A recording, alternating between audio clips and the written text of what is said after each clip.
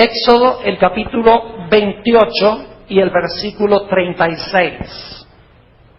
Se describe aquí una mitra que usaba el sumo sacerdote en Israel.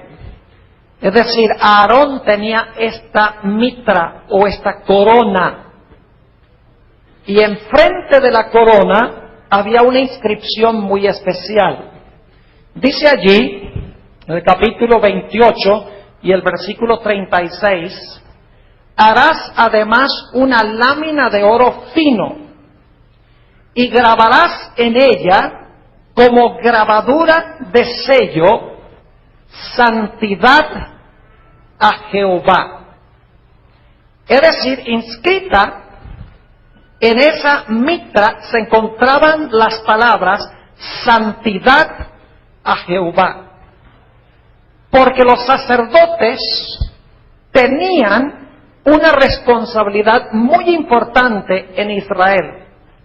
Y esa responsabilidad importante era enseñarle al pueblo la diferencia entre lo que era santo y lo que era común o profano. Vayan conmigo a Ezequiel, el capítulo 44, a donde se amplía este pensamiento. Ezequiel, el capítulo 44 y el versículo 23. Dice allí, hablando de los sacerdotes, lo siguiente: y enseñarán a mi pueblo a hacer diferencia entre lo santo y lo profano. Ahora, la palabra profano no es negativa. En realidad se debería traducir entre lo santo y lo común. Hay edificios santos y hay edificios comunes. Este edificio es santo, porque ha sido dedicado a Dios. Pero el restaurante que queda en la esquina es un edificio común, no es malo, pero es común, no es santo. Eso es lo que quiere decir aquí cuando dice, y enseñarán a mi pueblo a hacer diferencia entre lo santo y lo profano o lo común. Y les enseñarán a discernir entre lo limpio y lo no limpio. Es decir, una gran responsabilidad de los sacerdotes en Israel era enseñarle al pueblo de Dios la diferencia entre lo que es santo y lo que es común. Encontramos ilustrado esto desde el comienzo de la historia. Cuando Dios le dijo al hombre, estos árboles, todos los árboles son para tu uso común, pero hay un árbol que me he reservado para mí. No participes de mi árbol. Dios distinguió entre los árboles comunes y el árbol que pertenecía a él, del cual el hombre no debía participar. Vemos la misma distinción en la destrucción de Jericó. Dios le dijo al pueblo de Israel, cuando conquisten la ciudad de Jericó, no tomen nada de lo que está en esa ciudad, porque es el diezmo de la tierra. La primera ciudad que ustedes conquistan, todo el oro, toda la plata, todo el bronce, todo el hierro, es consagrado a Jehová, es decir, es santo, no es para ustedes. Después, cuando vayan a otras ciudades, ya el oro y la plata y todas esas cosas las pueden agarrar para ustedes. Pero como Jericó es la primera ciudad que ustedes conquistan, es el diezmo de la tierra y me pertenece a mí. Y todos sabemos que hubo un hombre llamado Acán, quien tomó lo que era santo y se lo apropió para usos comunes. Igual que en el huerto del Edén, Adán y Eva participaron del árbol de Dios y lo usaron contrario a lo que Dios había especificado. Ahora, esta noche vamos a estudiar una historia donde se ilustra la importancia de distinguir entre lo que es santo y lo que es común. Y cómo era importantísimo que los sacerdotes le enseñaran al pueblo la diferencia entre lo que era común y lo que era santo. Me refiero a la historia de los dos hijos de Aarón, Nadab y Abiú. Vayan conmigo a Levítico, el capítulo 9, Levítico, el capítulo 9, y voy a leer los versículos 23 y 24. Levítico 9, 23 y 24. Ya se había construido el tabernáculo. Ya Aarón y sus hijos habían sido dedicados al sacerdocio. Ya los sacrificios habían sido colocados sobre el altar. Y ahora Dios manifestó su aceptación del sacrificio haciendo algo espectacular. Dice en el versículo 23, y entraron Moisés y Aarón en el tabernáculo de reunión, y salieron y bendijeron al pueblo, y la gloria de Jehová se apareció a todo el pueblo. Y ahora escuchen, y salió fuego de delante de Jehová, y consumió el holocausto con las grosuras sobre el altar, y viéndolo todo el pueblo, alabaron y se postraron sobre sus rostros. Es decir, el fuego salió de la presencia de Jehová, y ese fuego consumió los sacrificios que se habían colocado sobre el altar. Es decir, ese fuego que consumió los sacrificios era fuego santo, porque fue un fuego que se originó con Dios. Y es más, ese fuego que llovió sobre el altar no se apagó sino hasta que fue destruido el templo de Salomón. Mucho tiempo después, es decir, aun cuando se construyó el templo de Salomón, ese fuego que había llovido Dios lo mantuvieron ardiendo como la llama eterna, tal llamada, que no es tan eterna en los olímpicos, ¿verdad que sí? Así era, fuego santo, fuego que nunca se debía apagar. Y vamos a encontrar que Dios le había dicho a los sacerdotes, este fuego que yo lloví sobre este altar es fuego santo. Y cuando ustedes vayan a llevar fuego dentro del santuario, a mezclar el fuego con el incienso, siempre tomen fuego de este altar, porque este fuego es santo. No es como cualquier fuego, es santo porque se originó en mí. Yo lo lloví sobre los sacrificios. Ahora nos dice en Levítico, el capítulo 10 y el versículo 1, que los hijos de Aarón hicieron algo que causó la muerte trágica de estos dos jóvenes. Dice en Levítico el capítulo 10 y el versículo 1, Nadab y Abiú, hijos de Aarón, tomaron cada uno su incensario y pusieron en ellos fuego, sobre el cual pusieron incienso, y ofrecieron delante de Jehová fuego extraño que él no les mandó. Pregunta, ¿sabían Nadab y Abiú cuál fuego debían ofrecer? Claro que sí, porque se dice que ofrecieron fuego extraño que Dios no les mandó, entonces sabían cuál fuego sí les mandó. Ellos sabían muy bien cuál era el fuego que Dios había mandado que mezclaran con el incienso. Y sin embargo dice que tomaron fuego extraño. Es decir, tomaron un fuego que no era el fuego del altar. Tomaron un fuego común, en otras palabras, y lo mezclaron con el incienso. Ahora yo pregunto, si ustedes hubieran visto los dos fuegos, el fuego santo y el fuego común, ¿su apariencia sería similar? ¿O es que el fuego santo era como más brillante y como que quemaba más? No. Si ustedes hubieran visto los fuegos se parecían. ¿Creen que si hubieran metido el dedo en uno y el otro fuego, igual se queman el dedo? Claro que sí. ¿Creen que si hubieran analizado las propiedades químicas de los dos fuegos, las propiedades químicas hubieran sido las mismas? Claro que sí. Es decir, en su apariencia externa, los dos fuegos eran iguales. Lo que distinguía el fuego que se encontraba sobre el altar era que Dios había llovido ese fuego y Dios declaró que ese fuego era santo. Y cuando metieran el fuego dentro del santuario, debían meter el fuego santo. No podían traer fuego común y ofrecérselo a Dios como si fuera santo. Ahora, tenemos dos símbolos aquí que necesitamos interpretar. En primer lugar, tenemos el fuego. El fuego en esta historia es simbólico. ¿Qué representa el fuego en las Escrituras? Ustedes lo saben.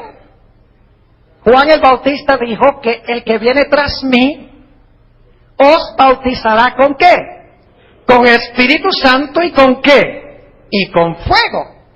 ¿Y qué pasó en el día del Pentecostés cuando se derramó el Espíritu Santo? Dice que se vieron lenguas como de ¿qué? Fuego. Entonces, ¿qué representa el fuego? El fuego representa el Espíritu Santo. Es decir, el fuego simboliza al Espíritu Santo. Pero tenemos también aquí el símbolo del incienso, porque el fuego se mezclaba con el incienso. La pregunta es, ¿qué representaba el incienso que se mezclaba con el fuego? Vayan conmigo al Salmo 141, Salmo 141 y el versículo 2. Salmo 141 y vamos a leer el versículo 2 donde nos explica qué representa el incienso. Dice allí, suba mi oración delante de ti como qué, como el incienso. ¿Qué representaba entonces el incienso? Representaba la oración, según dice este texto. Noten también lo que dice en Apocalipsis el capítulo 8. Apocalipsis el capítulo 8, y vamos a leer el versículo 3 por ahora. Apocalipsis el capítulo 8 y el versículo 3. Dice, otro ángel vino entonces y se paró ante el altar. Este es el altar de oro que quedaba en el lugar santo. Y dice, con un incensario de oro. Y se le dio mucho incienso para añadirlo ¿a qué? A las oraciones de todos los santos sobre el altar de oro que estaba delante del trono. Nuevamente se relaciona el incienso ¿con qué cosa? Con la oración. Vayan también conmigo a Lucas 1, y este es un pasaje muy especial, porque aquí se encuentra el símbolo y lo que representa el símbolo. Lucas el capítulo 1, y vamos a leer los versículos 8 hasta el versículo 10.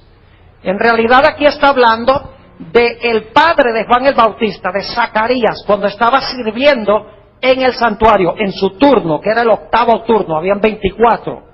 Dice en el versículo 8, aconteció que ejerciendo Zacarías el sacerdocio delante de Dios, según el orden de su clase, conforme a la costumbre del sacerdocio, le tocó en suerte ofrecer el incienso entrando en el santuario del Señor. ¿Qué es lo que iba a hacer Zacarías? ¿Iba a ofrecer qué cosa? Incienso. Ahora, ¿qué estaba haciendo la gente afuera mientras él estaba ofreciendo el incienso? Noten el versículo 10. Y toda la multitud del pueblo estaba afuera orando a la hora del incienso. Es decir, mientras él ofrecía el símbolo, el incienso, la gente estaba haciendo lo que el incienso representa, que es ¿qué cosa? La oración. Ahora yo pregunto, ¿quién es el que lleva nuestras oraciones a Dios? El Espíritu Santo. Ustedes han leído en Romanos el capítulo 8, donde dice que nosotros ni siquiera sabemos qué pedir, ni tampoco sabemos cómo pedirlo. Por eso dice que el Espíritu Santo ruega por nosotros con gemidos indecibles y nos enseña cómo orar. Es decir, el fuego mezclado con el incienso representaba la obra del Espíritu Santo en llevar nuestras oraciones a Dios. Pero como nos damos cuenta aquí, el incienso estaba bien en la historia de Nadab y Abiú. ¿No es así? ¿Ofrecieron el incienso que era? Claro que sí. Pero ¿con qué mezclaron la oración? Lo mezclaron no con el fuego que representa el Espíritu Santo, sino que ofrecieron su propio ¿qué? Su propio fuego. Podríamos decir que ofrecieron su propio espíritu, por así decirlo. Ahora noten lo que dice en Levítico, otra vez, el capítulo 10 y el versículo 2. Levítico, el capítulo 10 y el versículo 2. Están ofreciendo, escuchen bien, están ofreciendo el incienso en desobediencia. ¿No es así? Porque Dios ha mandado que mezclen el incienso con el fuego santo. Y ellos desobedecen a Dios y mezclan el incienso con fuego común. Es decir, están presentando el incienso o la oración como en desobediencia a Dios. Noten el versículo 2. Y salió fuego de delante de Jehová. Leímos ya en el versículo 24 de dónde salió el fuego que consumió los sacrificios.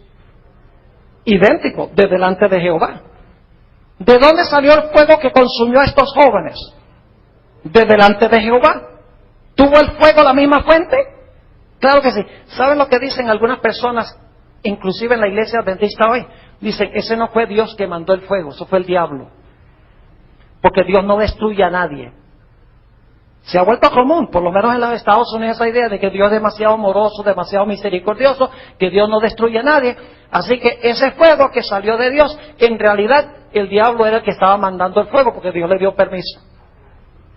Pero claramente dice en este pasaje que el fuego que consumió los sacrificios salió de Jehová. Y dice que el fuego que consumió a los jóvenes salió también de Jehová. Es decir, tuvo la misma fuente. Y dicho sea de paso, el fuego salió del lugar santísimo del santuario. Y no creo que el diablo haya estado en el lugar santísimo. Ahora fíjense, versículo 2. Y salió fuego delante de Jehová, y los ¿qué? Y los quemó, y murieron delante de Jehová.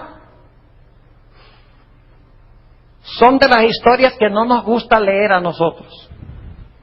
Porque hoy en día se ha vuelto común en la iglesia adventista de que Dios es un caramelo, de que Dios es todo misericordia, de que Dios es todo amor y Dios es todo gracia, y a Dios no le importa lo que hagamos, a Dios no le importa lo que digamos, a Dios no le importa nada. Él es demasiado amor para destruir a cualquiera. Pero Dios, además de ser amor, es un Dios de justicia y un Dios que exige respeto, porque es un Dios santo. Hay otras historias en la Biblia que no nos gusta leer. Por ejemplo, la historia de Usa, que tocó el arca santa y cayó muerto. Uy, qué cosa terrible. No nos gusta leer en cuanto a la historia de los niños que estaban criticando al profeta de Dios, al santo profeta de Dios, y salieron 2 osas. Y dice la Biblia que hirieron a esos niños. No nos gusta estudiar la historia de Coré, Datán y Abirán, donde dice que ellos quisieron ejercer el sacerdocio. Dije, ¿y por qué es que la casa de Aarón solamente puede ser sacerdote? Nosotros queremos ser sacerdotes. Y Moisés dice, está bien, yo no les voy a discutir. Dios ha dicho qué es lo que se debe hacer, pero si ustedes quieren, traigan mañana sus incensarios. Y el siguiente día vinieron los 250 con los incensarios, se abrió la tierra y se los tragó. Y dice, pero ese era el Dios del Antiguo Testamento. ¿Y Ananías y Zafira qué? Esa historia es después del derramamiento del Espíritu Santo en el libro de Hechos de los Apóstoles. Todas estas historias quieren enseñarnos, mis hermanos y hermanas, apreciadas visitas, que Dios sí es un Dios de misericordia, Dios es un Dios longánime, Dios es un Dios de amor, pero al mismo tiempo Dios es un Dios que espera que se le trate con respeto, porque Dios es santo. Así que dice que salió un fuego de la presencia de Dios y los consumió. Ahora noten el versículo 3. ¿Qué hubiera hecho usted si hubiera sido esto lo que pasó con un hijo suyo? ¿Cuál sería la reacción normal? Luto y duelo. Pero fíjense lo que le dice Dios a Aarón y a Moisés y al pueblo. Versículo 3. Entonces dijo Moisés a Aarón: esto es lo que habló Jehová diciendo: en los que a mí se acercan me santificaré. En realidad en el hebreo dice: en los que a mí se acercan tienen que reconocerme como santo. Y en presencia de todo el pueblo seré glorificado. Y Aarón, ¿qué cosa? Cayó. Versículo 4. Y llamó Moisés a Misael y a Elzafán, hijos de Uziel, tío de Aarón, y les dijo: acercaos y sacad a vuestros hermanos de delante del santuario, fuera del campamento. ¿A dónde los sacaron? Fuera del campamento, es decir, que ya no pertenecían al pueblo de Israel.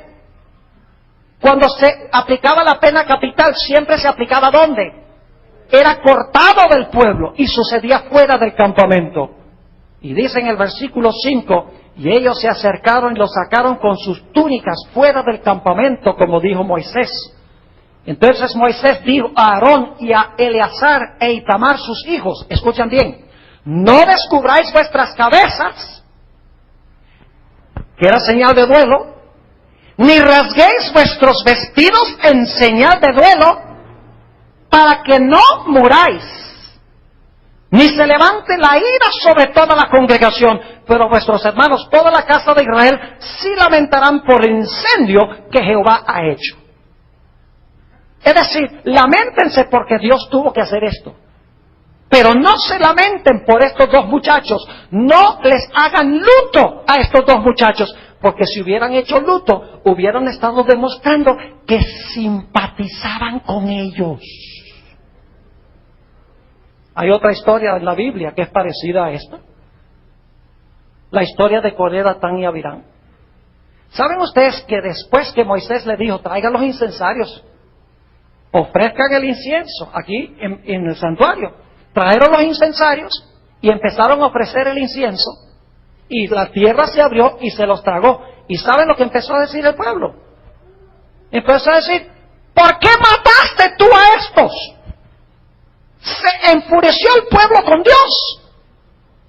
¿Y qué dijo Dios? Ah, bueno, está bien, me arrepiento. No. Dios dice: así es la cosa. Y entre el pueblo hubo gran mortandad también, porque simpatizaron con los rebeldes. Ahora déjenme leerles un pasaje muy interesante que encontramos en el libro Patriarcas y Profetas, la página 376. Vivimos en un tiempo cuando nadie quiere aplicar la disciplina eclesiástica. O muy pocas personas quieren que se discipline a la gente, porque dicen: no podemos hacer eso, porque eso no es lo amoroso. Eso no es misericordioso. Ahora, no quiero decir que no debemos tener misericordia y no debemos tener amor para con la gente. Pero cuando se cometen pecados abiertos contra la voluntad de Dios y simpatizamos con el transgresor, Dios no le agrada. Escuchen lo que dice la sierva de Dios en el libro Patriarcas y Profetas, en la página 376. Dice: había en Israel algunos a quienes la amonestación de este terrible juicio podría evitar que abusaran de la tolerancia de Dios hasta el extremo de sellar también su propio destino. Es decir, el mal ejemplo: si no se hubiera hecho nada, la gente hubiera dicho: bueno, no importa. Sigue diciendo: la amonestación divina se hace sentir sobre la falsa simpatía hacia el pecador que trata de excusar su pecado. El pecado adormece la percepción moral, de tal manera que el pecador no comprende la enormidad de su transgresión, y sin el poder convincente del Espíritu Santo permanece parcialmente ciego en lo referente a su pecado. Es deber de los siervos de Cristo enseñar a estos descarriados el peligro en que están. Los que destruyen el efecto de la advertencia, cegando los ojos de los pecadores para que no vean el carácter y los verdaderos resultados del pecado, a menudo se lisonjean de que en esa forma demuestran su caridad. Pero lo que hacen es oponerse directamente a la obra del Espíritu Santo de Dios e impedirla. Arrullan al pecador para que se duerma al borde de la destrucción. Se hacen partícipes de su culpa y asumen una terrible responsabilidad por su impenitencia.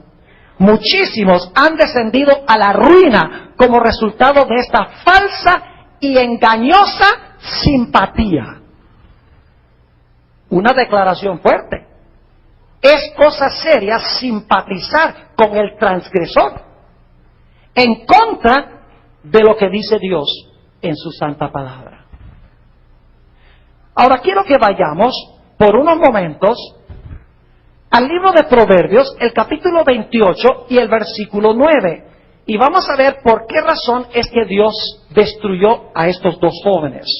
El libro de Proverbios, el capítulo 28 y el versículo 9. Ya hemos visto que el incienso representa la oración. ¿Qué pasa cuando oramos en desobediencia? ¿Sabe lo que pasa cuando oramos en desobediencia? Lo que pasó con esos jóvenes. Pero hay otros textos de la Biblia que dicen lo mismo. Noten Proverbios, el capítulo 28 y el versículo 9. Dice lo siguiente: el que aparta su oído para no oír la ley, ¿eso hicieron los dos jóvenes? ¿A sabiendas? ¿Sabían lo que debían ofrecer? Claro que sí. El que aparta su oído para no oír la ley, su oración también es ¿qué? Abominación. Yo pregunto, ¿esa ofrenda que hicieron esos jóvenes era una abominación a Jehová? Sí, porque estaban presentando el incienso, la oración, en desobediencia a Dios. Note también lo que dice el Salmo 66 y el versículo 18. Salmo 66 y el versículo 18, la misma idea. Salmo 66, 18 dice: si en mi corazón hubiese yo mirado la iniquidad, ¿qué pasaría? El Señor no me habría ¿qué? El Señor no me habría escuchado. ¿Qué pasa cuando nosotros oramos a Dios y estamos abiertamente desobedeciendo lo que Dios dice en su palabra? Aquí dice que esa oración es abominable. Dice aquí que si albergamos iniquidad en el corazón, Dios no ¿qué? Dios no nos escucha, Dios no nos oye. Por eso, cuando ellos presentaron el incienso mezclado con el fuego extraño, Dios no pudo aceptar lo que ellos estaban haciendo, porque estaban ofreciendo las oraciones no en obediencia, sino que las estaban ofreciendo en desobediencia. Ahora que necesitamos preguntarnos, ¿por qué razón es que estos jóvenes ofrecieron fuego común, como si fuera santo? ¿Cómo se les ocurrió la idea? Si había un mandato directo de Dios, ellos conocían el mandato directo de Dios, ¿cómo es que se les ocurrió la idea de ir en contra de la voluntad expresa de Dios para ofrecer este fuego extraño? La Biblia tiene la respuesta. Volvamos a Levítico, el capítulo 10, y vamos a leer los versículos 8 y 9. Levítico, el capítulo 10 y los versículos 8 y 9. Y Jehová habló a Aarón diciendo: tú y tus hijos contigo no beberéis vino ni sidra cuando entréis en el tabernáculo de reunión, para que no muráis. Estatuto perpetuo será para vuestras generaciones. ¿Qué había pasado con Nadab y Abiú que los llevó a ofrecer fuego común como si fuera santo? Estaban ¿qué? Ebrios con vino, según dice la Biblia. Y el entorpecimiento de su mente no les permitió distinguir lo santo de lo común, aun cuando sabían cuál era el fuego santo. Y noten lo que sigue diciendo en el versículo 10. No solamente dice que no beban vino ni sidra para que no mueran, sino que explica por qué razón. Versículo 10. Para poder, ¿qué? Discernir entre lo santo y lo común. ¿Por qué no pudieron distinguir entre lo santo y lo común? Porque estaban borrachos con vino. Y entre lo inmundo y lo limpio. Y ahora escuchen lo que sigue diciendo el versículo 11. Y para enseñar a los hijos de Israel todos los estatutos que Jehová les ha dicho por medio de Moisés. Es decir, Dios le está diciendo a Aarón que cuando los sacerdotes vayan a servir en el santuario, no beban vino ni sidra, porque en primer lugar va a impedir que distingan lo santo de lo común, y en segundo lugar no les va a permitir enseñarle al pueblo todos los estatutos y los mandamientos de Jehová. Eso fue lo que pasó con estos jóvenes. Ahora, ¿cuál fue el gran pecado de Nadab y Abiú? El gran pecado fue que ellos tomaron fuego común y se lo presentaron a Dios como si fuera ¿qué? Como si fuera santo. Y eso causó su destrucción. Y no pudieron distinguir porque estaban ebrios. Ahora quiero que miremos otra historia de la Biblia. Y esta historia presenta la otra cara de la moneda. Presenta un caso a donde alguien tomó algo santo y lo trató como si fuera común. Ahora fíjense, el otro lado de la moneda se aplica también. Es decir, Nadab y Abiú tomaron lo común y se lo presentaron a Dios como si fuera santo.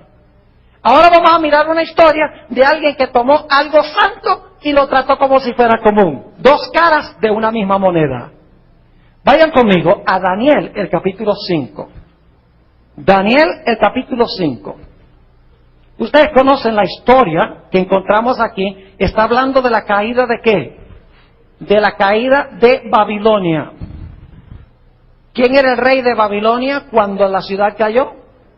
Se llamaba Belsasar. Ahora escuchen lo que dice el versículo 1. El rey Belsasar hizo un gran banquete a 1000 de sus príncipes, y en presencia de los 1000, ¿qué hacía? Bebía vino. ¿Es lo mismo que leímos en Levítico 10? ¿El mismo problema, sí o no? Claro que sí. Cuando Nadab y Abiú bebieron vino, no pudieron distinguir entre lo santo y lo común, y tomaron fuego común y se lo presentaron a Dios como si fuera ¿qué? Santo. Ahora encontramos que Belsasar, la noche que cayó Babilonia, bebía vino. ¿Y cuál fue el resultado? Noten el versículo 2. Belsasar, con el gusto del vino, mandó que trajesen los vasos de oro y de plata que Nabucodonosor, su padre, había traído del templo de Jerusalén. ¿Qué clase de vasos eran? Santos. ¿Y por qué los mandó a traer? Porque estaba ¿qué? Ebrio. Estaba borracho, no pudo distinguir lo que era santo.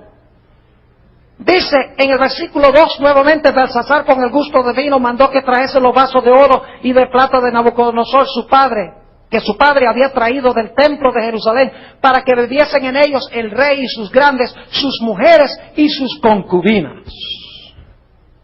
Entonces fueron traídos los vasos de oro que habían traído del templo de la casa de Dios que estaban en Jerusalén, y bebieron en ellos el rey y sus príncipes, sus mujeres y sus concubinas.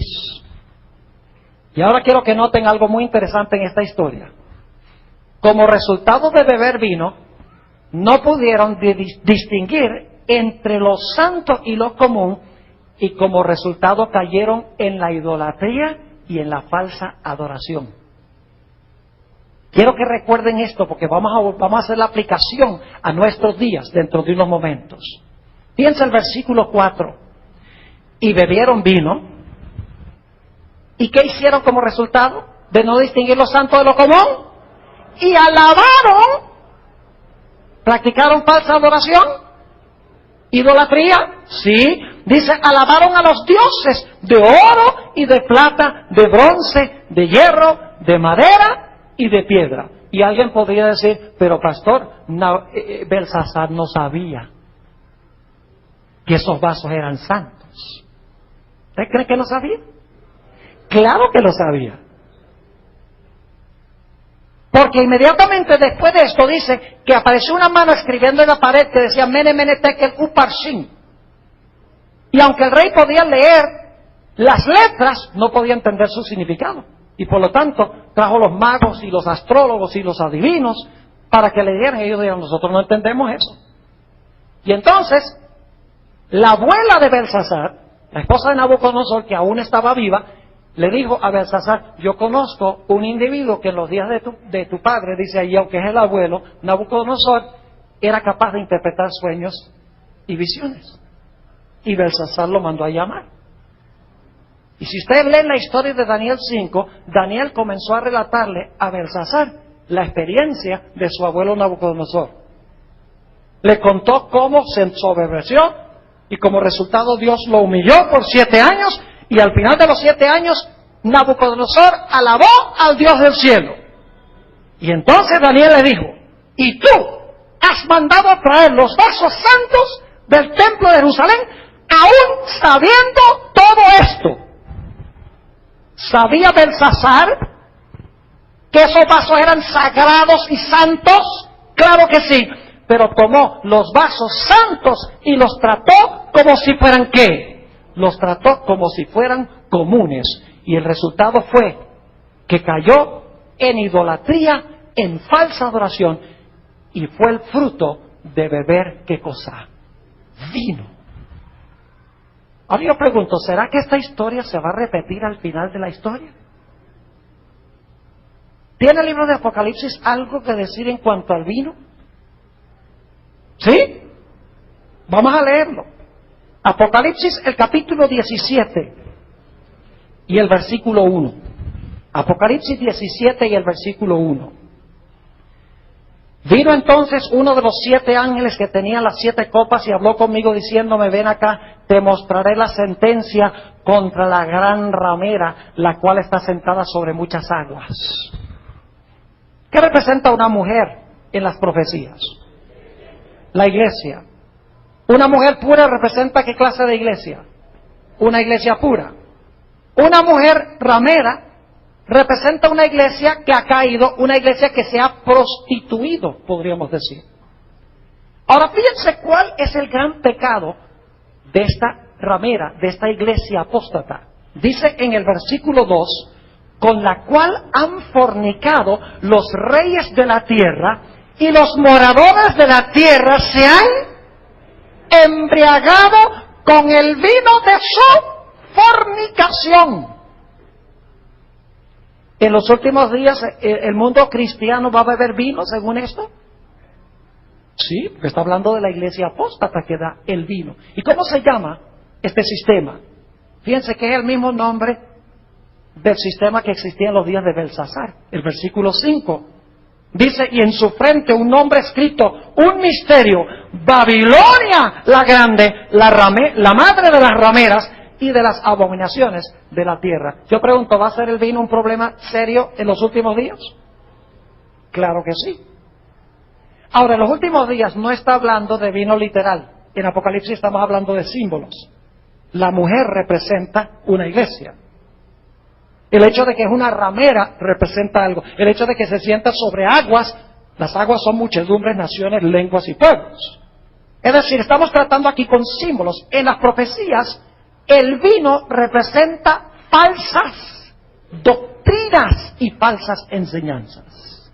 Ahora permítanme leerles una cita muy interesante del Conflicto de los Siglos, página 439 y 440. Dice Elena White lo siguiente: cuando se levantan maestros verdaderos para explicar la palabra de Dios, se levantan también hombres de saber, ministros que profesan comprender las santas escrituras, para denunciar la sana doctrina como si fuera herejía, alejando así a los que buscan la verdad. Si el mundo no estuviese fatalmente embriagado con el vino de Babilonia, multitudes se convencerían y se convertirían por medio del conocimiento de las verdades claras y penetrantes de la palabra de Dios. Pero la fe religiosa aparece tan confusa y discordante que el pueblo no sabe qué creer ni qué aceptar como verdad. La iglesia es responsable del pecado de la impenitencia del mundo. ¡Qué tremenda cita! Ahora, hagamos la aplicación de esto a nuestros días. Hemos visto dos caras de la moneda. Dicho sea de paso, la Biblia dice que Babilonia va a ser quemada con fuego, fuera del campamento de los santos. Es decir, esa historia de Nadab y Abiú, una historia tipológica, es una profecía. Es una historia, como han visto algunos en la serie de Génesis, es una historia, pero una historia con dimensión profética. La historia de Belsasar, la caída de Babilonia, el secamiento del Éufrates, el levantamiento de la imagen, mandar a todos a adorar la imagen, matar a los que no adoren la imagen. Esa es una historia, pero es una historia con dimensiones proféticas que apuntan hacia cosas que van a pasar en el tiempo del fin. Las dos caras de la moneda son que Nadab y Abiú, bajo la influencia del vino, toman algo común y se lo presentan a Dios como si fuera santo. El pecado de Belsasar es que bajo la influencia del vino toma algo santo y lo trata como si fuera común. Ahora, hagamos la aplicación de esto a nuestros días. Según la Biblia, ¿cuál fue el día que Dios hizo santo? ¿Qué día hizo Dios santo? Lo estudiamos esta semana. Dios dijo que el séptimo día sábado era ¿qué? Santo. Ahora yo pregunto, ¿qué día de la semana le presenta la mayoría del mundo cristiano a Dios? Yo pregunto, ¿el domingo es un día común de trabajo? ¿Sí? ¿Es uno de los 6 días trabajarás y harás toda tu obra? Claro que sí. ¿Pero qué hace el mundo cristiano? Toma un día común y se lo presenta a Dios como si fuera ¿qué? Santo. ¿Y qué hace con el sábado? El sábado, que es santo, lo trata como si fuera ¿qué? Común. Y cuando uno les habla de estas cosas, como que no entienden. Dicen, no puede ser. Mi pastor dice algo contrario. Mi sacerdote dice algo contrario. ¿Ustedes creen que podemos confiar en sacerdotes que no distinguen entre lo santo y lo común? ¿O es más seguro obedecer lo que Dios dice en su palabra? Fíjense que Nadab y Abiú violaron la palabra clara de Dios. Y lo mismo hace el mundo cristiano. Toman un día común de trabajo y se lo presentan a Dios como si fuera santo. Y toman un día santo y se lo presentan y lo usan como si fuera un día común y corriente de trabajo. Permítame leerles una cita de la misma autora. Esto se encuentra en la revista Señales de los Tiempos, marzo 31 de 1888. Ella entendió, 1898, ella entendió esta aplicación que estoy compartiendo con ustedes. Dice ella lo siguiente: aquellos que ignoran el sábado del Señor y santifican el primer día de la semana, le ofrecen fuego extraño a Dios. Miren, si Dios acepta del mundo cristiano un día común como si fuera santo, Dios va a tener que pedirle perdón a Nadab y Abiú. Porque es exactamente lo que hicieron ellos. Tomaron fuego común y lo presentaron como santo. ¿Qué diferencia hay entre eso y tomar un día común y presentárselo a Dios como si fuera santo? Es el mismo principio. Sigue diciendo, es un sábado extraño que Dios no les ha mandado que guarden. ¿Lo aceptará Él de sus manos? Los hombres han inventado muchas cosas. Han tomado un día común que Dios no ha santificado y lo han revestido de prerrogativas de santidad. Han declarado que es un día santo, pero esto no le da ni un solo vestigio de santidad. Deshonran a Dios cuando aceptan instituciones humanas y las presentan al mundo como el sábado cristiano, día que no tiene como autoridad así dice Jehová. Así como Nadab y Abiú ofrecen lo común en lugar de lo santo. ¿A ustedes recuerdan que cuando Belsasar tomó lo santo y lo trató como si fuera común, el resultado fue falsa adoración y qué? Idolatría. Ahora escuchen lo que les voy a decir. La observancia del domingo como día de reposo es idolatría. Y usted, pastor, ¿cómo va a decir eso? Permítame presentarlo de esta forma. ¿Quién creó el sol? Dios. ¿Lo creó para la adoración? ¿Lo creó para la adoración? No, es un objeto común, ¿verdad? ¿Qué pasa si usted entonces usa el sol y lo adora? Lo usa para la adoración. ¿Qué pasa? ¿Cómo se llama eso? Idolatría. ¿Quién hizo el primer día de la semana? Dios. ¿Lo hizo para la adoración? No. Entonces, ¿qué pasa si usted lo convierte en un día de adoración? Igual. No importa si es un objeto o si es un día. Cualquier cosa que el hombre santifica, que Dios no ha santificado, ¿es qué cosa? En principio es idolatría. Ahora, algunas personas están diciendo, pero pastor, hay millones de personas en el mundo cristiano que no conocen esto. ¿Será entonces que Dios no escucha las oraciones de ellos, que las oraciones de ellos son abominables ante Jehová? La respuesta es que no. La mayoría de los verdaderos hijos de Dios están fuera de la iglesia adventista. En todas las iglesias, en la católica, en todas las iglesias protestantes, hay verdaderos hijos e hijas de Dios que no conocen lo que hemos estado hablando. Lo ignoran. Ustedes notan que el pecado está en el que sabe hacer lo bueno y no lo hace, dice la Escritura. Cuando se viola la luz clara que se entiende de Dios, aún bajo la influencia del vino o de las falsas doctrinas, cuando la gente a sabiendas lo hace, en ese momento es que Dios no puede aceptar las oraciones que se ofrecen a Dios. Yo doy gracias al Señor que en Apocalipsis el capítulo 18 Dios le da un llamado a aquellos fieles que están en Babilonia para que salgan. Vamos a Apocalipsis 18 y ustedes van a ver Apocalipsis 18 y el versículo 1. Dice allí: después de esto vi a otro ángel descender del cielo con gran poder, y la tierra fue alumbrada con su gloria, y clamó con voz potente diciendo: ha caído la gran Babilonia. Fíjese, el mismo reino que menciona Daniel 5.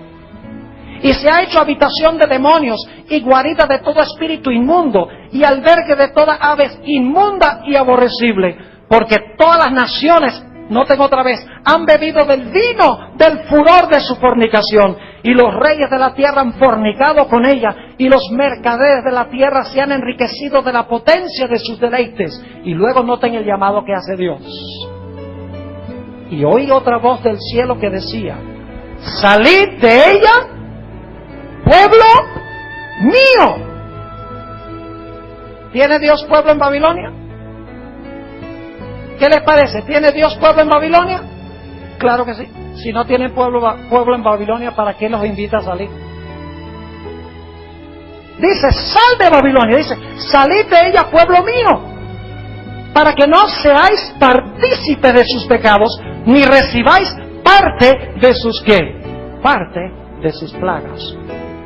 Es decir, si tú estás en un lugar a donde se está violando abiertamente la voluntad clara, revelada de Dios en la palabra, Dios te llama a salir de ese sistema y a obedecer a Dios. Si Dios dice que el sábado es santo, ese es el día que nosotros debemos guardar. No debemos aceptar el vino que nos dan, que dice que no importa, que Dios no le importa cuál día, o que el domingo es el día de reposo. Cuando Dios dice claramente en su palabra cuál es el día, nosotros sencillamente debemos obedecer lo que Dios dice. Si Nadab y Abiú hubiesen hecho eso, hubieran muerto ya de viejos. No les hubiera sucedido lo que les sucedió. Mis hermanos y hermanas, apreciadas visitas, Dios quiere que nosotros le reconozcamos como santo. No porque le tengamos miedo, no porque digamos, ay, no, si yo mejor me porto bien y trato todo santo porque si no Dios me destruye. No. Debemos amar a Dios, y porque amamos a Dios, vamos a querer reconocerlo como el alto y sublime que habita en la santidad, como dice la Biblia. Y vamos a querer tratarlo como santo, como el gran Dios que está en distinción con sus criaturas y cuyo nombre, según la Biblia, es santo.